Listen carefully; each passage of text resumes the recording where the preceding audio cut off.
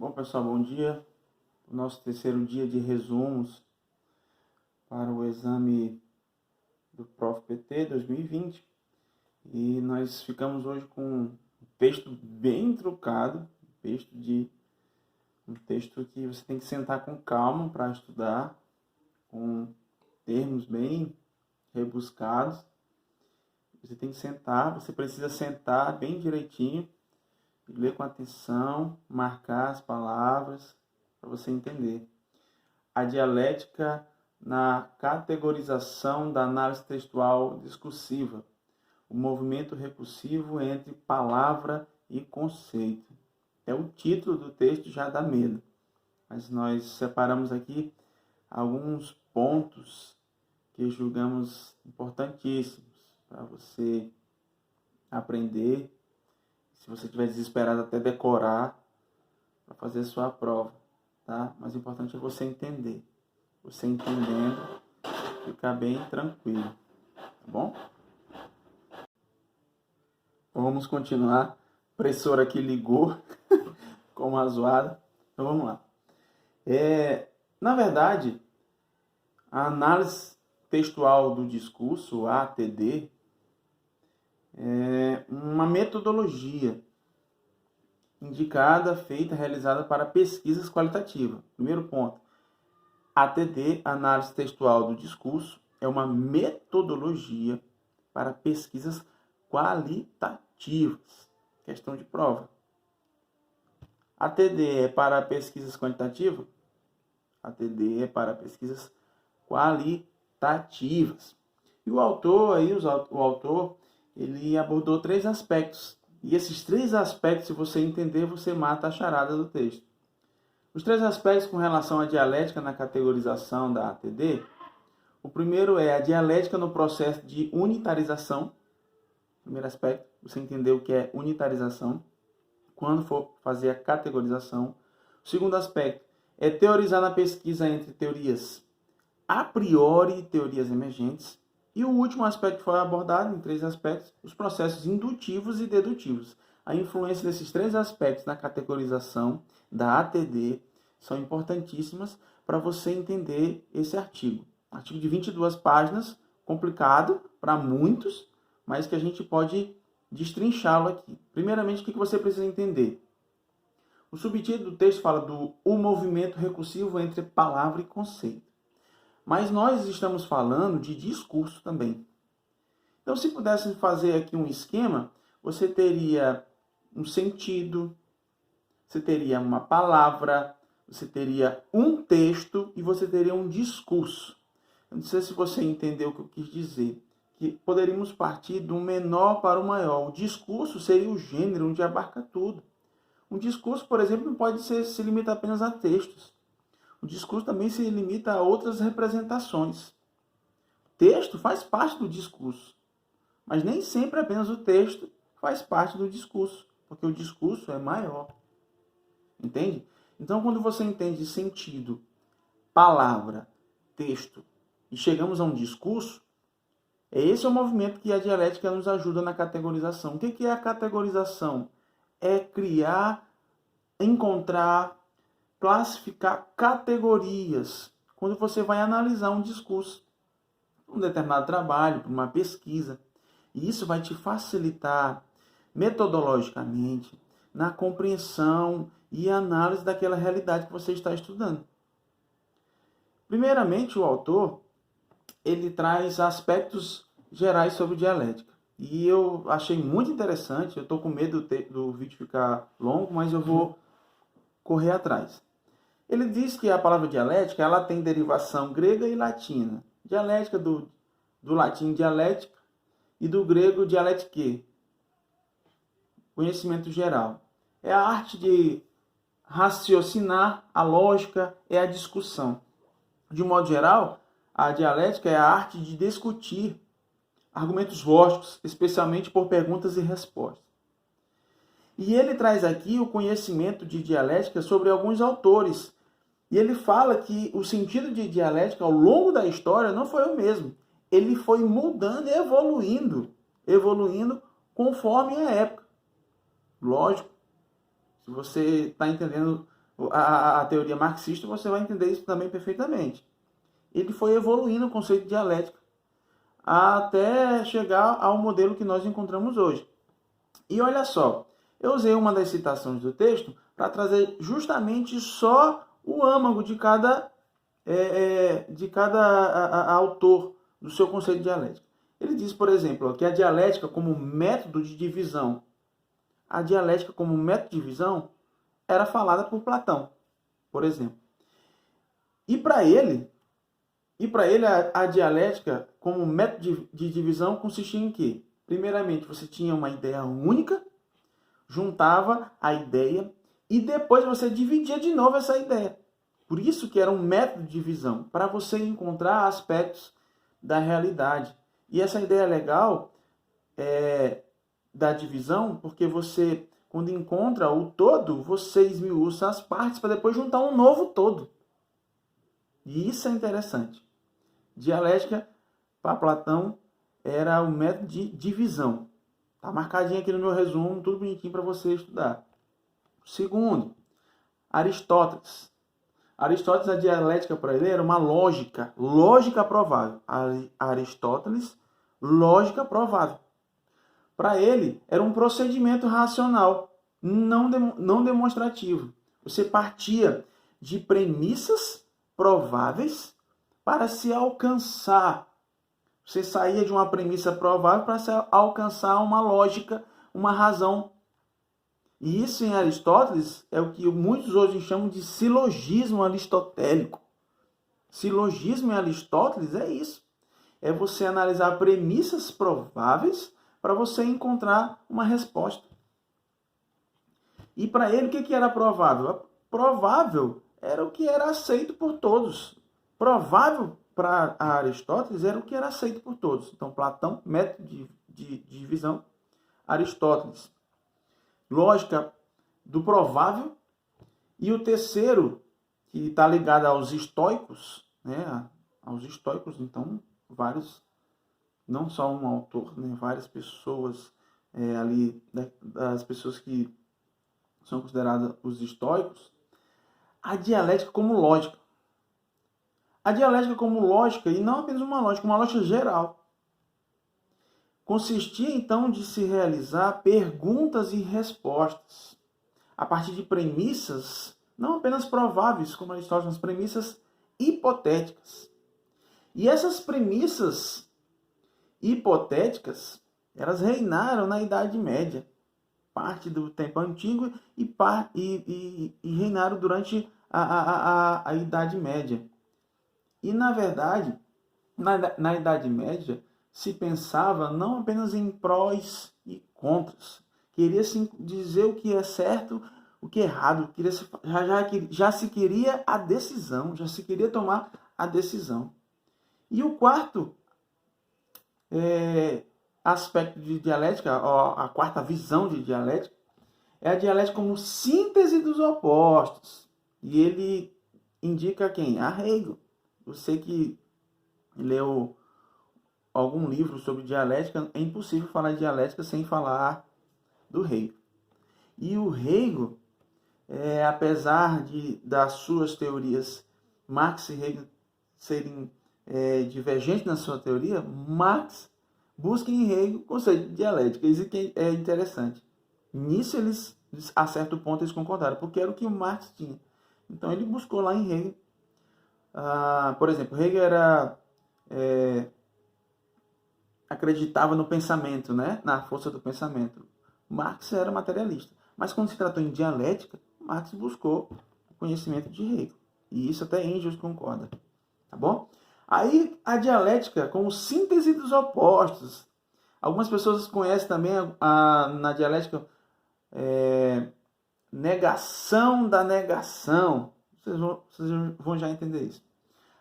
Em Hegel, a natureza do pensamento e a própria identidade do real são o que fundamentam a dialética. E fundamentam também a teoria de Hegel. A dialética de Hegel, ela faz uma proposição lógica de uma síntese. Você tem uma realidade, você então propõe uma contradição, né? que chamamos de antítese.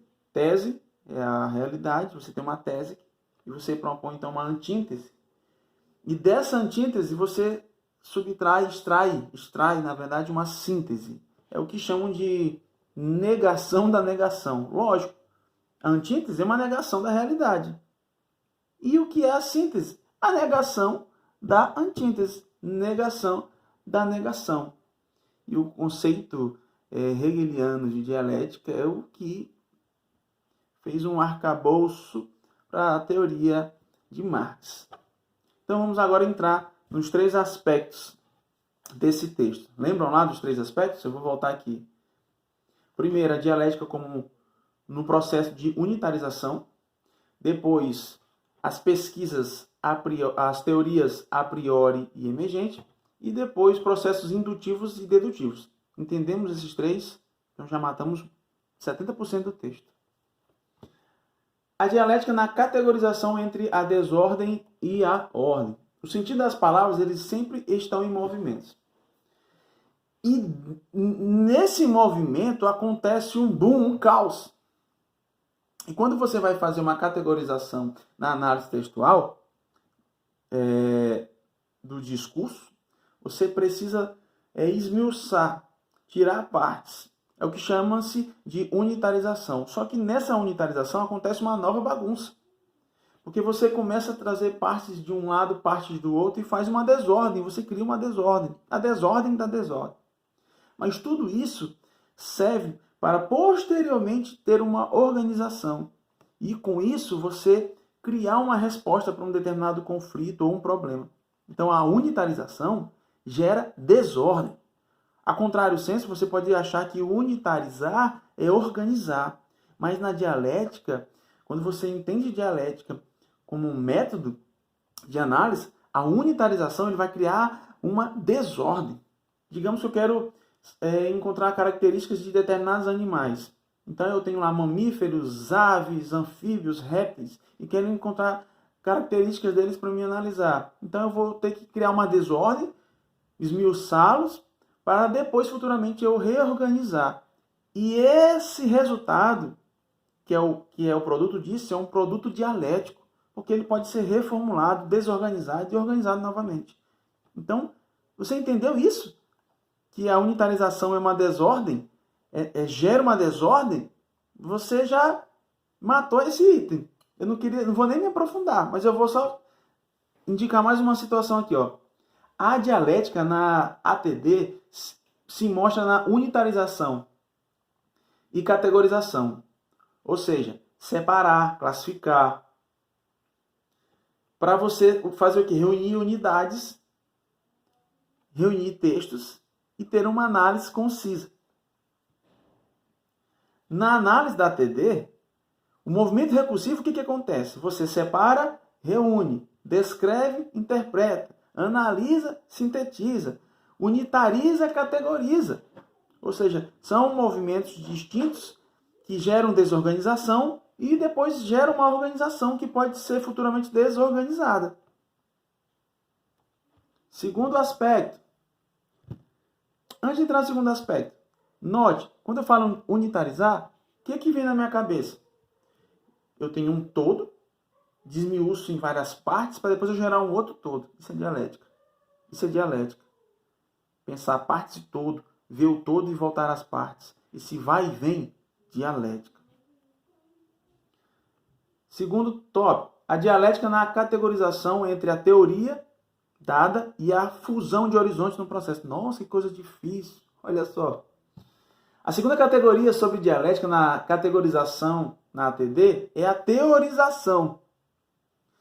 Então, existem 2 tipos de teoria. A teoria a priori e a teoria emergente. Aí você pode, no senso comum, dizer assim, mas se tem a teoria a priori, então tem a teoria a posteriori. Eu vou explicar por que ele não usou esse termo.